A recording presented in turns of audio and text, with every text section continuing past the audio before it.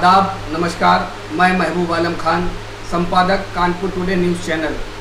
आज हमारे बीच मोहम्मद शारिक सिद्दीकी साहब हैं, जो पूर्व महामंत्री हैं कानपुर विश्वविद्यालय के। आज उनके साथ एक चुनावी चर्चा हम प्रोग्राम लेके आए हैं। हम बात करते हैं मोहम्मद शारिक सिद्दीकी साहब से। शारिक सिद्दीकी साहब, जो आने वाले चुनाव 2022 के हैं, उसमें किस तरह से चुनाव की तैयारियां लोग कर रहे हैं और क्या होगा? देखिए, 2022 का चुनाव एक अहम चुनाव है, खास करके मौजूदा सरकार के लिए, क्योंकि दिल्ली का रास्ता उत्तर प्रदेश से होकर जाता है और तभी तमाम पार्टियां, यहाँ की जितनी भी पार्टियां हैं वो सब एक्टिव हो गई हैं। चाहे वो भारतीय जनता पार्टी हो, कांग्रेस पार्टी इस वक्त सबसे ज़्यादा जो है संघर्ष कर दी है, समाजवादी पार्टी संघर्ष कर दी है और बसपा लेकिन पीछे है संघर्षों से। लेकिन कहीं ना कहीं उनके नेता भी जो है अपनी सरगर्मियाँ शुरू कर दी है। जो मोहल्ले के गली के जो छोटे बड़े नेता हैं, उन्होंने भी अपने भी होर्डिंग, बैनर, पोस्टर लगाना शुरू कर दिया। समाज सेवकों की तादाद ज़्यादा बढ़ गई है, क्योंकि चुनाव आया भाई, अपने आप को समाज सेवक भी दिखाना है। तो अब बहुत से जो है गली कूचे में भी समाज सेवा का काम भी जारी हो गया है। तो इस तरह से चुनाव का माहौल शुरू हो गया। लेकिन जो है मौजूदा सरकार ने अभी 10 बजे तक के कर्फ्यू का टाइम था नाइट का, लेकिन उन्होंने इसको घटा के 8 बजे कर दिया। तो मुझे ऐसा लगता है कहीं ना कहीं ये भी एक जो है भारतीय जनता पार्टी की तैयारी है। क्यों? चुनाव की जो तैयारी चल रही है, आपको क्या लगता है कि इस वक्त जो है जो मौजूदा हालात हैं, कोरोना काल का भी जो है सरकार बोल रही है कि कोरोना काल चल ही रहा है ऑलरेडी, तो उसमें किस तरीके से विपक्ष की क्या भूमिका है? क्या विपक्ष अपने आप को उठा नहीं पा रहा है? क्या है मामला? मैं वही तो बता रहा हूँ, आपने मेरी बात काटी। कोरोना काल में पहले सैटरडे संडे कर्फ्यू था, उसको सैटरडे ख़त्म किया गया, अब संडे ख़त्म किया गया। फिर रात के 10 बजे जो है कोरोना महाराज आते थे, अब उनको भी टाइम बढ़ा के 8 बजे की छूट दे दी गई कि 8 बजे आपका स्वागत है। हमें ऐसा लगता है कहीं ना कहीं ये विपक्षी पार्टियों को दबाने का, उनको जो है कमज़ोर करने का एक तरीका है, क्योंकि इन एरियो में जो भी ज़्यादातर नेता हैं वो अपनी रात की बैठकें सजाते हैं, रात में चर्चा होती है, क्योंकि आदमी दिन भर थका मांदा रहता है, काम से फ्री होने के बाद अपना थोड़ा सा वक्त निकाल के बैठता है, चुनावी चर्चा करता है। तो वो चर्चा को बिल्कुल ख़त्म करने की ये तैयारी बिल्कुल की गई है, इसीलिए 8 बजे किया गया। और कोरोना काल चल रहा है, इसमें सभी पार्टी को भी जो है देखना चाहिए कि किसी तरीके का ये जो है जो वबा है ये फैले ना, बढ़े ना। लेकिन सभी विपक्षी पार्टियों के लिए कोरोना है, और जो वर्तमान में सत्ता पक्ष की पार्टी है, क्या उनके लिए कोरोना नहीं है? वो तो अपनी पार्टी है, वो तो अपने सारे काम कर रहे हैं। हम लोग लगातार मीडिया के माध्यम से भी ये देख रहे हैं कि जो विपक्ष की भूमिका होनी चाहिए, विपक्ष वो भूमिका निभा नहीं पा रहा है और दोष सिर्फ सरकार को दे रहा। तो ऐसा क्या है? नहीं, देखिए, ऐसा नहीं है। विपक्ष जो है सारे मुद्दों पे आंदोलन कर रहा है, सारे मुद्दों पे आवाज़ उठा रहा है। आज किसानों ने विपक्ष का रोल अदा किया है। एक किसानों ने इतना बड़ा आंदोलन खड़ा कर दिया, कोई आज पूछने वाला नहीं। किसान रोल अदा कर रहा है और विपक्ष के लोग बैठे हुए ट्वीट कर रहे हैं। ऐसा नहीं, विपक्ष भी जो है सड़कों पर उतरा है, बहुत से आंदोलनों में हिस्सा लिया है, बहुत से ज़्यादा। लेकिन मीडिया जो है, हम मीडिया की बात करेंगे, मीडिया ने उनको इतना ज़्यादा हाईलाइट नहीं किया। हम आपको बताते हैं, जैसे अभी मीडिया ने भी कोई भी मुद्दा होता है तो एक ट्वीट होता है। क्या राष्ट्रीय अध्यक्ष जो हर पार्टी के हैं वो खाली ट्वीट करके ही काम चलाएंगे? देखिए, ट्वीट जो है करना, विपक्ष के पास खाली ट्वीट करके अपने कार्यकर्ताओं को एक मैसेज देना है, उसके बाद सभी जिलों में उनके कार्यकर्ता उतरते हैं। ये आप लोगों में भी थोड़ी सी कमियां है कि आप विपक्ष को नहीं दिखा रहे, या तो सरकार के दबाव में आप हैं या कोई और मीडिया किसी के दबाव में नहीं हो सकता है, या तो आप दबाव में या कोई और वजह हो सकती है। वो वजह मैं नहीं बताऊंगा, लेकिन कोई ना कोई वजह है, वो आपकी मर्जी है। क्योंकि हर जिलों में ट्वीट से आदेश दिया गया है कि इस मुद्दे पे आपको आंदोलन करना है, और सभी जिलों में सभी पार्टियों के लोग एक्टिव रहते हैं। आज ही के दिन मैं बात करूँ तो लखनऊ के अंदर एक बड़ा कार्यक्रम जो है कांग्रेस पार्टी ने किया। आज शहर की बात करें तो शहर में समाजवादी पार्टी, मैं कांग्रेस पार्टी, मैं पूरी बात कर रहा हूँ, आपने काट दिया, मैंने आपने बात काटी। समाजवादी पार्टी ने आज भी कांग्रेस पार्टी की जो आप बात कर रहे हैं, कांग्रेस पार्टी का वजूद उत्तर प्रदेश के अंदर नहीं ना, लेकिन उसके बाद भी कांग्रेस पार्टी बहुत तेजी से वर्क कर रही है। लेकिन जो दूसरी पार्टी जिस तरीके से समाजवादी पार्टी कही जाती है, जो कहीं ना कहीं मुसलमानों के नाम से जुड़ी होती है, तो समाजवादी पार्टी क्या कर रही है? हम तो समाजवादी पार्टी से सवाल करेंगे, क्योंकि विपक्ष की असली भूमिका जो है समाजवादी पार्टी को निभाना चाहिए। समाजवादी पार्टी ना निभा के कांग्रेस कर रही है, तो उस पर आपके क्या कहना है?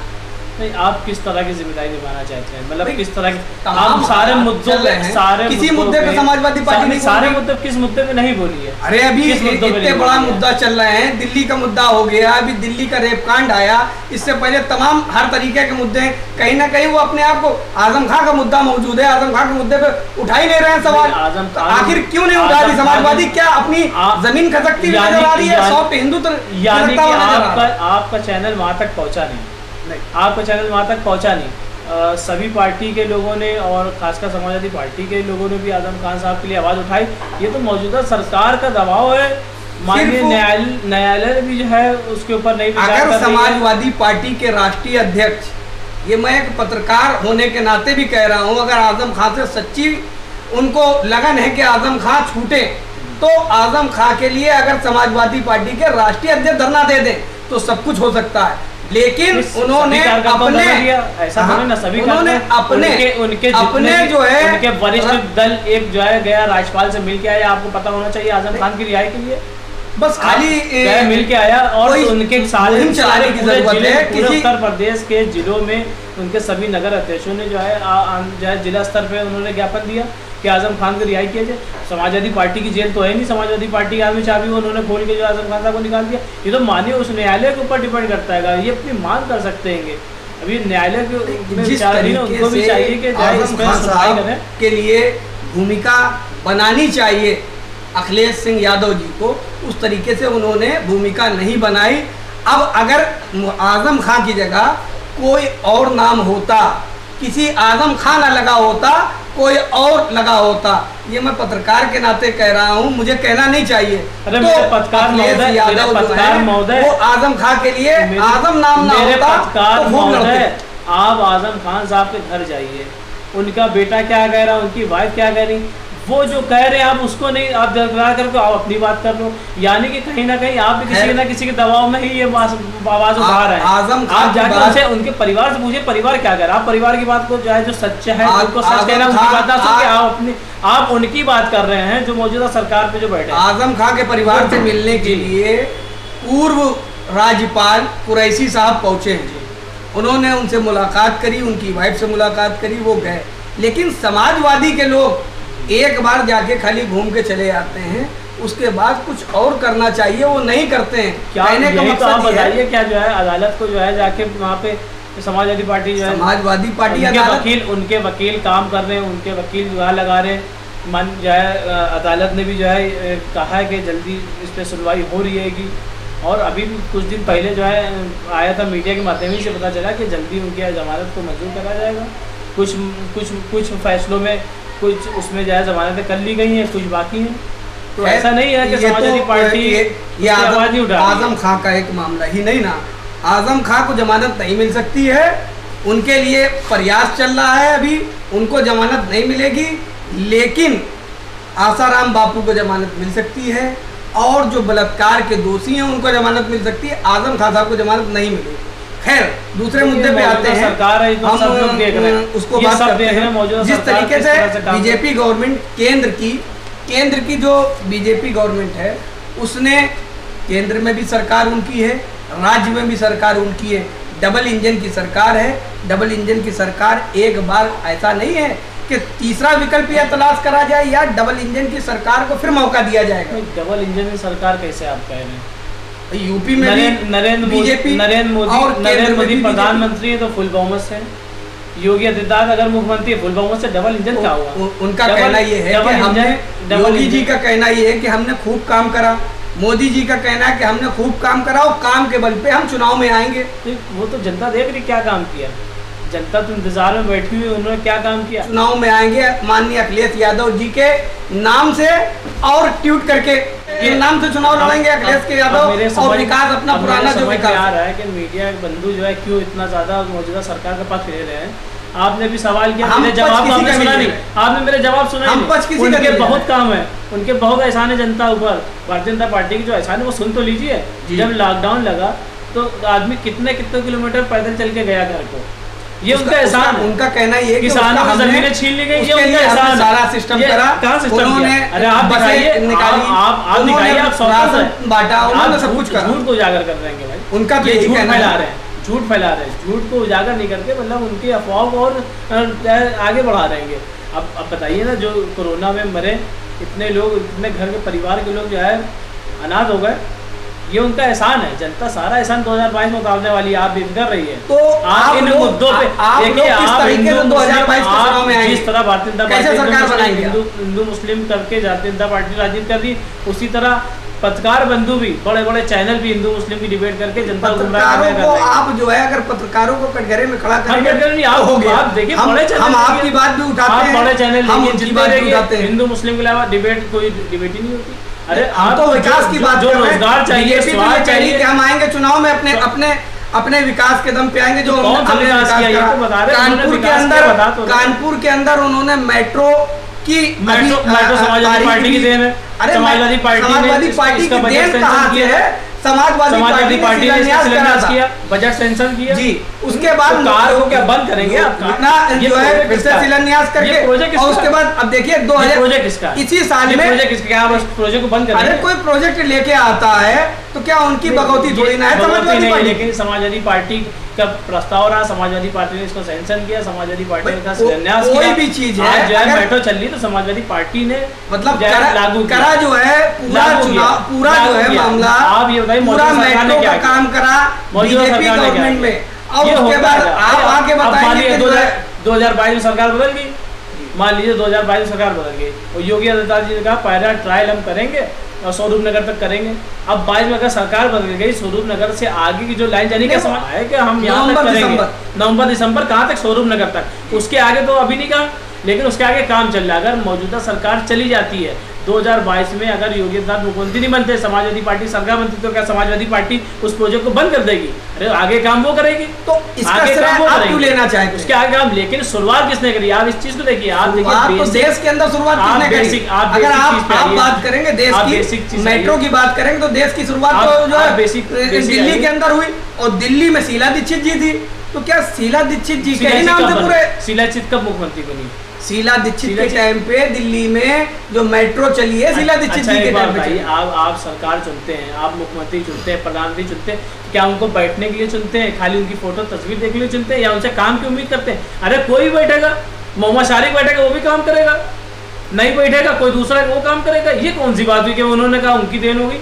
अरे ऐसे तो जाहिर राजीव गांधी भारत में कंप्यूटर लाए, तो आप क्या फिर कहेंगे कि नहीं उन्होंने एहसान किया? अरे आपको टेक्नोलॉजी लानी पड़ेगी, अब जो आगे आएगा वो काम करेगा। लेकिन मौजूदा सरकार ने क्या किया, इस पर बात करिए। अब ये पिछले 7 साल के अंदर देश के अंदर क्या काम हुआ, आप बताइए कौन सी नई चीज़ लाई? झूठ के अलावा पेट्रोल कहाँ से कहाँ हो गया? आप देखिए कड़वा तेल कितना महंगा हो गया, महंगाई कहाँ हो गई? शिक्षा का स्तर कैसा हो गया, कितना घटिया कर दिया, और फीस पे फीस वृद्धि करते जा रहे हैं आप जो है सारा निजीकरण करते जा रहे हैं, रोजगार दे नहीं पा रहे, स्वास्थ्य दे नहीं पा रहे हैं। निजीकरण से जो है तमाम जो चीजें हैं वो खत्म होंगी। क्या निजीकरण? उनका कहना है ये निजीकरण महंगाई बढ़ेगी, आज निजीकरण किसी को देंगे, जो बिचौलिए हैं वो इससे लाभ नहीं ले पाएंगे। निजीकरण इसलिए ला रहे हैं, वो निजीकरण बिचौलिए खत्म हो जाएंगे जी। ठीक है, एक private limited company Ambani Adani को दे दीजिए, फिर उसके बाद देखिए क्या होता है। तनख्वाह जिसको मिलती थी 60,000 उसको मिलेगी 7,000। प्राइवेट सेक्टर में 7,000 में क्या घर चला लेंगे आप? ये काम नहीं हो रहा है क्या? 7,000 में आप घर चला लेंगे? या आप एक नियमित जो है तय करिए वेतन कि नहीं, आप प्राइवेट में कम से कम आपको 25,000 30,000 की सैलरी मिलेगी, तब तो ठीक है। आप वो नहीं तय कर रहे हो। तो क्या किसानों की बात करें, MSP आप नहीं तय कर रहे हो, सिर्फ आप नियम ला रहे हो, आप गुलाम बनाना चाह रहे हो, आप फिर से वही भारत बनाना चाह रहे हो जैसे गुलामी में लोग जिएंगे, आप ये चाह रहे हो।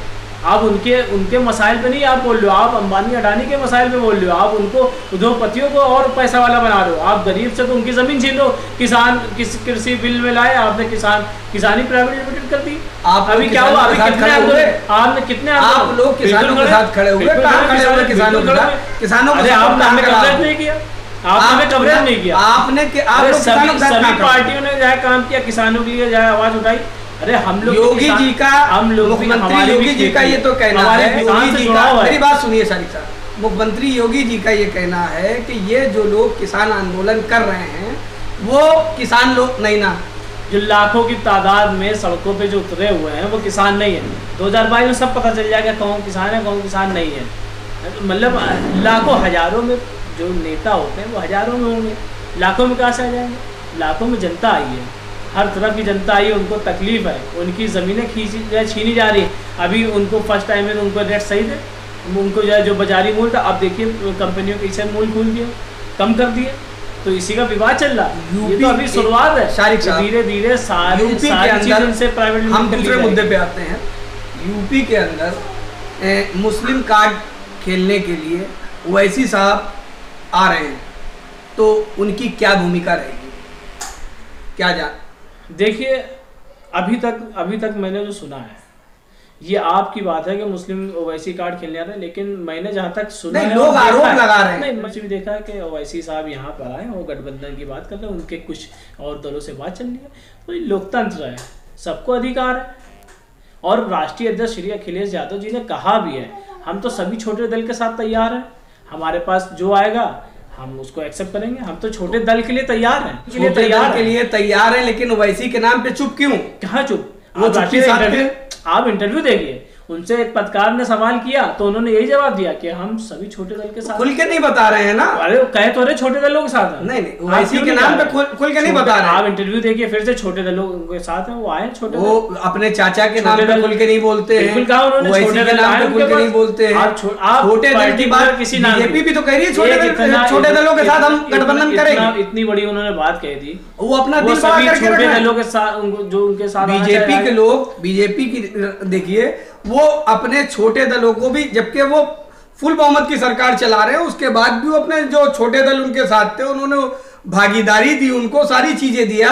अब आप जो है वो बता रहे हैं कि हम छोटे दलों के साथ करेंगे, लेकिन जहाँ पे ओवैसी का नाम आता है, जो एक आपका बहुत बड़ा वोट बैंक है, मुस्लिम वोट बैंक, वो कहीं ना कहीं छोटे दलों के साथ दूसरी तरफ नजर घुमा के देख रहा है। और उसके हमारे साथ मोहम्मद शारिक सिद्दीकी साहब थे, और चुनावी चर्चा 2022 की इसी तरीके से ये कार्यक्रम अपना चलता रहेगा चुनावी चर्चा पे। और आज वक्त भी ख़त्म हो रहा है और तमाम और कार्यक्रम हैं, तो उसको देखते हुए ये चर्चा एक बार फिर शारिक साहब के साथ भी, और बीजेपी के जो लोग हैं उनके साथ, कांग्रेस के जो लोग हैं उनके साथ, और तमाम जो लोग अपनी बात रखना चाहते हैं उन सभी के साथ एक बार फिर ये चर्चा की जाएगी। नमस्कार, आदाब।